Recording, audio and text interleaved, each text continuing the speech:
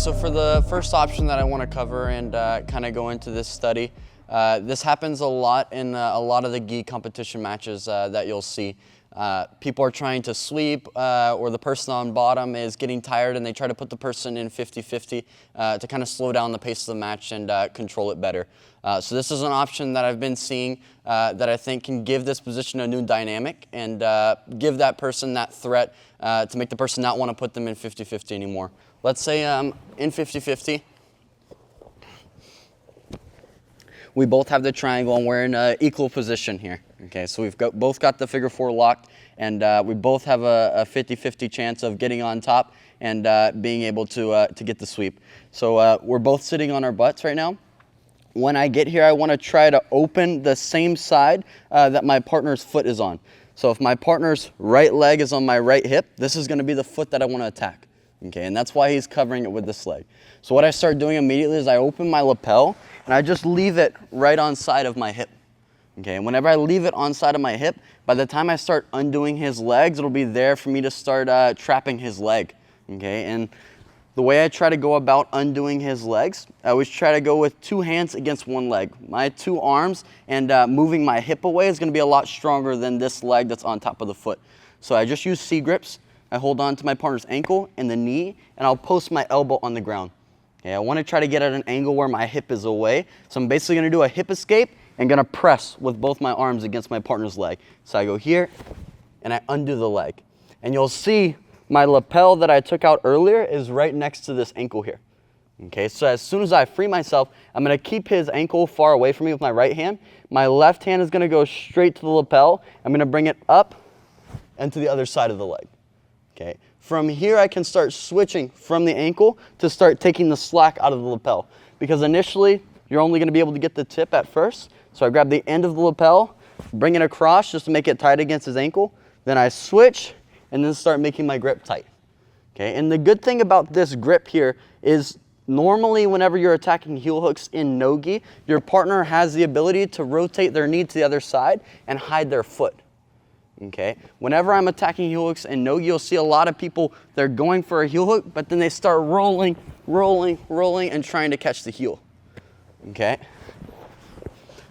So for this position, when I'm able to get that control of my lapel, completely limits his ability to move his knee. Because now I have full control of his leg, and this lapel acts as like my second arm. And normally when you have a heel hook in no-gi, you would want to try to get a gable grip, or you lock like an elbow-to-elbow grip, but you always need both of your hands. So this right lapel here is going to act as my right hand. Okay, and now I have my right hand free to help support the submission even more. Okay, so once I get it tight, I bring my elbow to the other side of my partner's shin, making it hard for him to move his leg. And then now to finish, I try and take my palm, I point it in up towards the ceiling, and I bring it underneath my partner's ankle.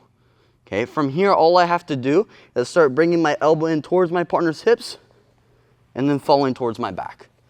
Okay, and this makes it very hard for him to defend because he can't move his knee over to this side anymore, and his knee is stuck on this side. It's like the same thing whenever people are trying to come up for the sweep in 50-50. They try to bring their knee to this side first so they can get on top. But nobody can come on top if their knee is pointed out the other way. There's no way I'm going to be able to come up here. It's the same thing with the heel hook. So we have it locked. We're starting in 50-50. I open it up and I just leave it right next to my hip. Okay, I control my partner's ankle, hold on the inside of the knee, elbow goes to the mat, and now I just need to move my hip to the side.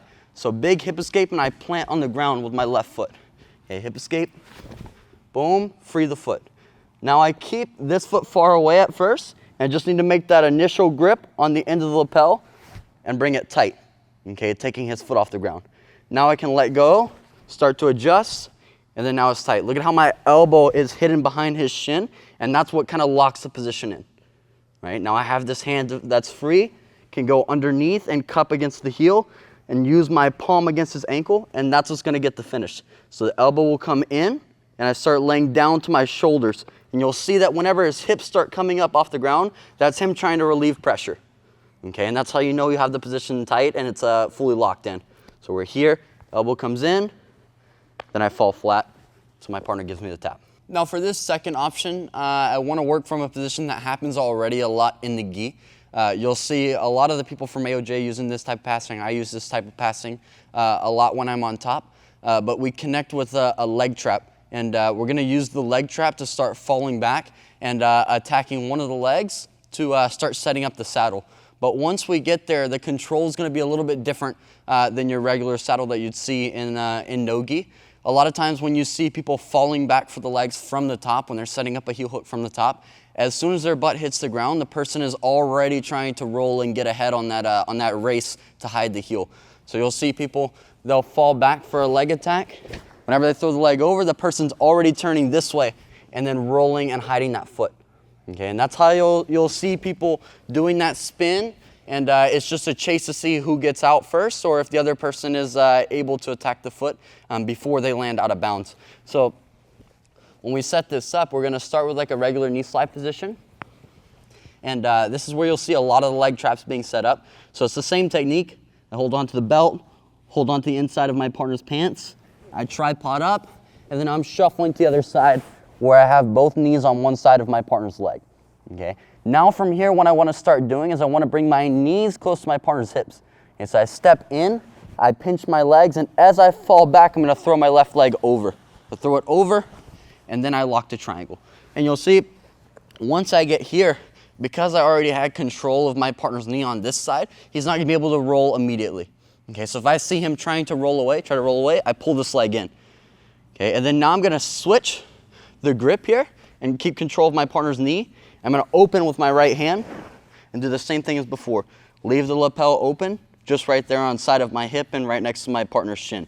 Okay, from here, I'm going to take my right hand, I go to the other side, and I just grab the end of the lapel, and I bring my elbow down.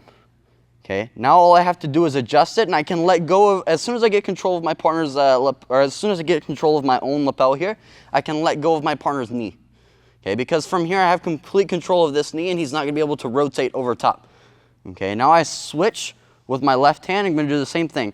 My elbow tucks in, I bring it to the other side, and my right arm is going to switch to going on the mat. Okay, now if he tries to roll, try to roll, Felipe. He can't roll because of this knee anymore. Okay, so I'm just bringing my elbow across his leg, staying tight, and then now I just have to slide my elbow back until his heel pops into the crook of my arm. Now I can do that same finish where I use my palm underneath of my partner's ankle and I bring everything in. So my right elbow will just slide forward and I start falling back to my back. Okay, I can use this finish, or if I feel like my partner is really trying to force this way, I can connect my feet together, keep going back with my elbow, and then now I'm just looking over my shoulder and bridging into my partner's knee. Okay, so those are the two ways that I can finish this. We're here, let's say my lapel is on the inside. Knee slide, I set up the leg trap when I get to here. Now I'm stepping in, my knees stay pinched, throw the leg over, and then I lock. Control my partner's knee. I can make a grip on the pants too to keep him from rolling away. And now this gives me the time to open and then leave it on side of the leg.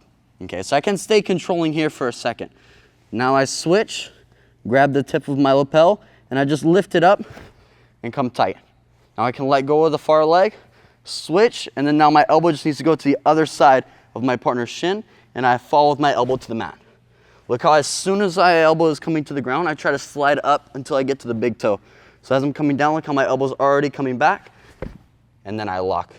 And I try to get a really shallow grip with my right hand. Because I know my left arm is already tight, he's not gonna be able to roll. I can really focus on this hand, okay? Because my lapel and this hand is what's doing most of the control. All I have to do with this one is focus on how I'm gonna finish. Okay, so once I get here, I can really adjust how deep my hand needs to be. So I wanna get my hand as shallow as I can to where just my palm is in contact with my partner's foot. Okay, and my fingers are kind of just wrapping around so I can hold on to his heel here. Now I can start bringing my elbow in, falling straight back and finishing like this. Or if I feel he's forcing this way, connect my feet together, spread my knees apart, and I keep him from rolling all the way over top with this elbow as I bridge to the side of his knee. Okay, and as I'm bridging, I'm trying to look over my shoulder, and I'm staying tight with my elbow to my side. Here, bridge through, and that'll get the tap.